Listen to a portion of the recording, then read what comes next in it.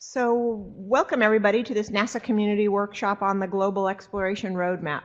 My name is Kathy Larini, and I am the leader of NASA's team participating in the ISEG, participating in the development of the Global Exploration Roadmap.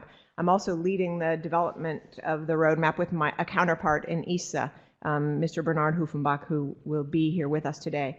So we really appreciate everybody joining us both in person and especially online. We're going to operate this primarily as a virtual workshop, and we know that there's a lot of constraints on our time, and so we really appreciate that people could dial in, because we're really looking forward to the discussion and the feedback that comes out of this. We have some people here in the room at Ames, and we have a lot of people who have joined online. Overall, we expect a couple hundred people to participate in this discussion, and again, thank you for joining. We're looking forward to sharing with you some of the work that we have been doing with international partner agencies as we prepare for human space exploration. As you know, with Orion and SLS being prepared for the first launch in hopefully 2019, the time is now to get started on what we're going to do with these vehicles, and we've been engaged with these international partners to talk about how we use these foundational capabilities to explore together. The work that we're going to share with you today has been done in the ISEG, the International Space Exploration Coordination Group. The ISEG is a voluntary, non-binding space agency forum. The idea of ISEG is to provide a forum for space agencies to share their programs, their plans, their policies, and what they're studying, what they're doing, and look for opportunities to collaborate in ways that both inform what we do individually as space agencies, but advance our collective desire to extend human presence into the solar system. So getting humans beyond low Earth orbit to places where they may someday live and work, like the moon, like near-Earth asteroids, and certainly Mars as our common horizon goal. So we meet, we talk about each other's programs and priorities, and we look for common solutions. So we've been engaged in a road mapping process with our partners for several years now. You know, you've seen the previous versions of the Global Exploration Roadmap. The last one was released in 2013.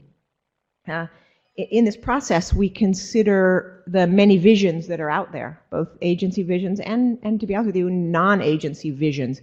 Visions like Moon Village, visions like Journey to Mars, visions like Mars 2017 of the United Arab Emirates Space Agency. These visions are really, you know, just visions. They're not tangible programs with architectures that people are working on implementing. They're visions that have the goal of getting people to understand what is possible with space exploration, what can be, and what kind of exciting missions are possible, and what kind of benefits can come from these. So we're all convinced, though, the agencies that participate in ISEG, we're all convinced that not much is possible if we don't work together, and that is why we're working on a common roadmap. So this roadmap that you're going to see some of today is about looking for commonality, creating the basis by which, as we proceed further, the detailed discussions can happen that turn some of these visions or characteristics of some of these visions into reality. The GER reflects the discussions we've had together over the last several years. And the new GER is no different. It will reflect the updated discussions we've had, and those discussions actually do really consider external feedback, external conditions. You know, we talk a lot about the great progress being made with private sector money in space, and how does that influence what agencies should focus on and how agencies should invest and proceed. These discussions are then reflected in the Global Exploration Roadmap document, and the document becomes a tool that we use to engage our domestic stakeholders, right? It's a tool that helps us set the context for requesting funding for things that we want to contribute to a global endeavor. So our international partners will use it in engaging with their political stakeholders, saying, hey, I want to invest in this, and here's how it fits into the bigger picture. So that's the main reason why the Global Exploration Roadmap is published, and we find it's been a useful tool for a number of other reasons. So we're on a path to update the GER in January of next year, release an update at the end of January.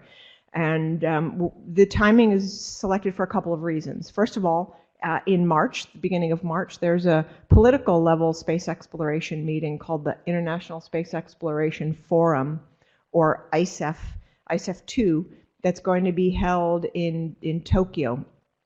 Excuse me. This political forum will discuss the importance of space exploration. There'll be representatives of governments there. The U.S. government will be represented by the State Department, for example. Other agencies, other countries will be represented by their ministries. And government reps will talk about the benefits of exploration and what they can do at the government level to enable the kinds of things that you see in the Global Exploration Roadmap. So we want to have an updated roadmap to help inform that discussion. And that's one of the reasons why the end of January is a driver. And the other is tied to what I said before, with SLS and Orion ready soon for these missions. We want to start, we need to start obtaining the funding and the go-ahead authorization on the capabilities that will make the missions with SLS and Orion possible. So having a document now is perfectly timed to support engagement processes that our international partners are going through with their governments, right? So the Europeans have a ministerial meeting planned in 2019. The Japanese are engaged with their government to secure funding for a role for Japan, and the Canadians as well, and other agencies that participate in this activity. So having a roadmap available in this time frame will support that activity. So we have a 2-day agenda planned here. The first day today will focus on the mission scenario. Those of you who know the GER, have seen GER2, know what the mission scenario really entails. It's the missions beyond low Earth orbit and the capabilities that will make them possible.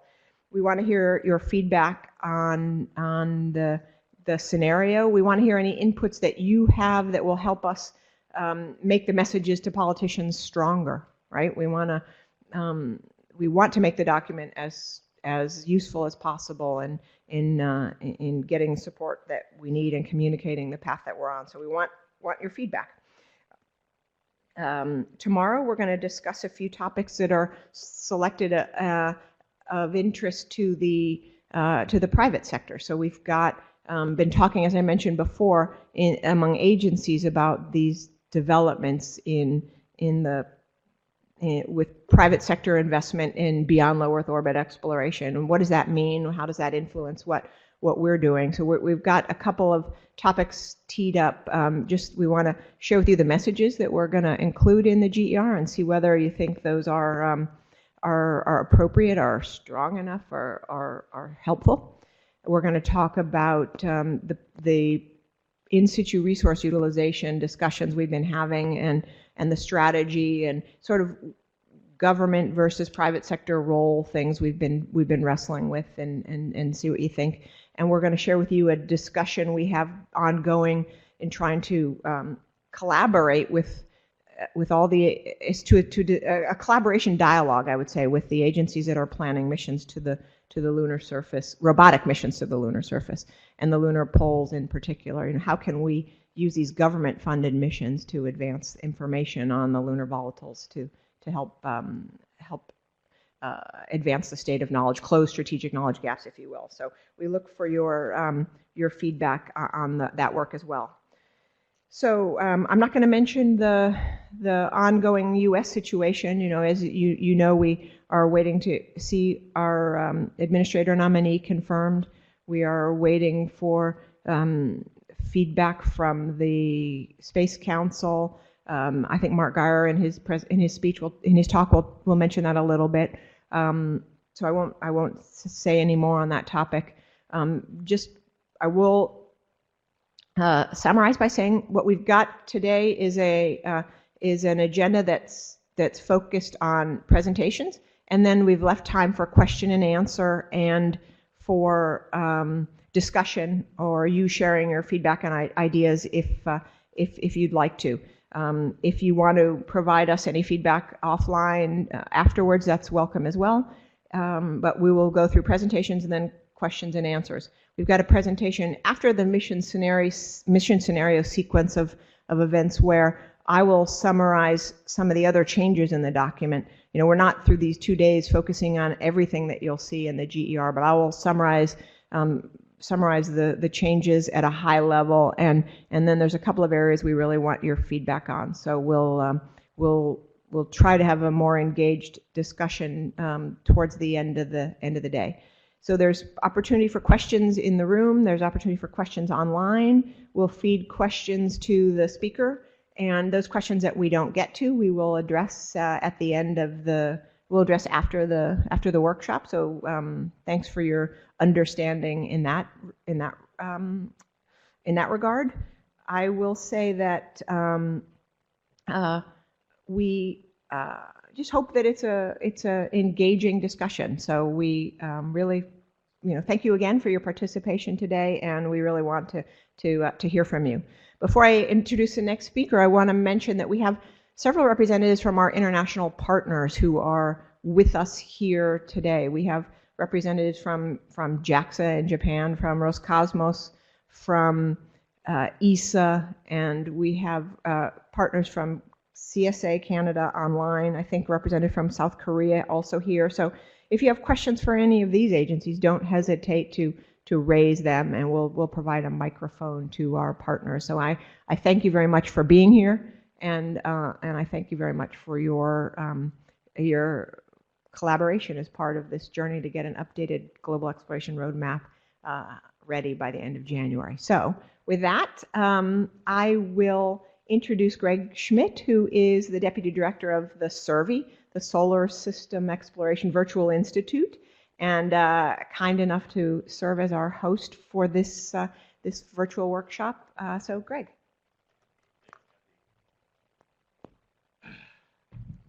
Thanks very much, and thanks for that great introduction. It's really an honor to be your host here. I have a few announcements, but before that, I want to introduce my colleague, friend, and the new Deputy Director of NASA Ames Research Center who'd like to say a few words of welcome. So Carol, please. Thank you. I just wanted to give you a brief welcome. We're very happy to host you here at NASA Ames. I want to give a special welcome to our visitors from headquarters, and Kathy and John coming from headquarters, and a special welcome to all of our international visitors. We're very happy to have you here, but most important, we're very excited to host this workshop. And so I'd like to thank Greg and the SSERVI folks for providing all of the support necessary to conduct this important work. This global exploration roadmap becomes more and more important as our ambitions become bigger and bigger. So now that we want to go beyond low Earth orbit and explore more boldly, it's going to take an international effort. And so this work is really important. At Ames, we're excited to be here and a part of it. As a research center, we do a lot of fundamental work that's necessary for all kinds of exploration. So we have the scientists that want to get the data to start to answer the questions. We have the engineers and researchers in a variety of areas, from autonomous systems to small satellites to innovative mission concepts and mission work, the work that we're doing on Resource Prospector and other missions to try to enable exploration. So I just wanted to say a big welcome to everyone, and we're excited to host this workshop and look forward to a very productive 2 days. So with that, I'll turn it back to Greg. Thank you.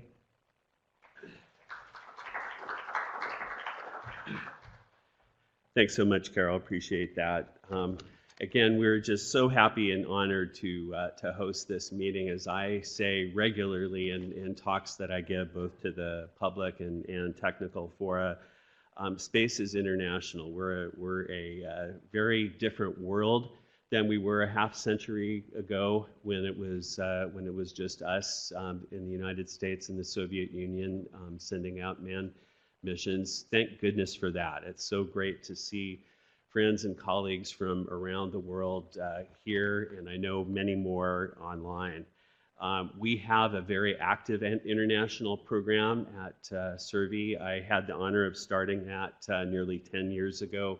Now I like to say that our very first scientists were actually some of our international partners, even before our domestic teams came on. And we have been involved with Kathy and Ben Bussey in a lot of work as well with ISAG, including a science paper that was science white paper that was recently released as an accompaniment to the Global Exploration Roadmap.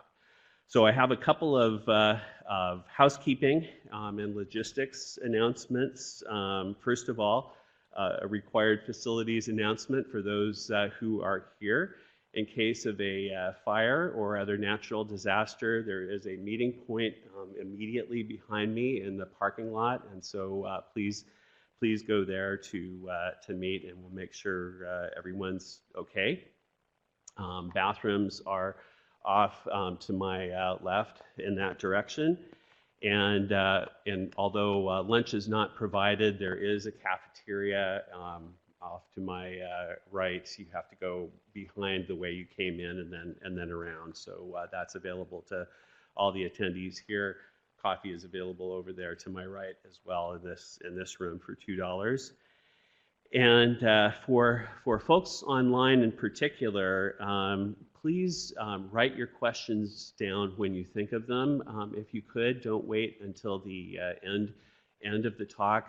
We do have people going through this who are collating questions, and we'll be getting them to Kathy, and Kathy is going to verbalize the questions to the speakers. So that's all that I have in terms of logistics. Again, welcome. I'm very excited about this and look forward to a really great meeting. So Kathy, I'll turn it back over to you. Thank you.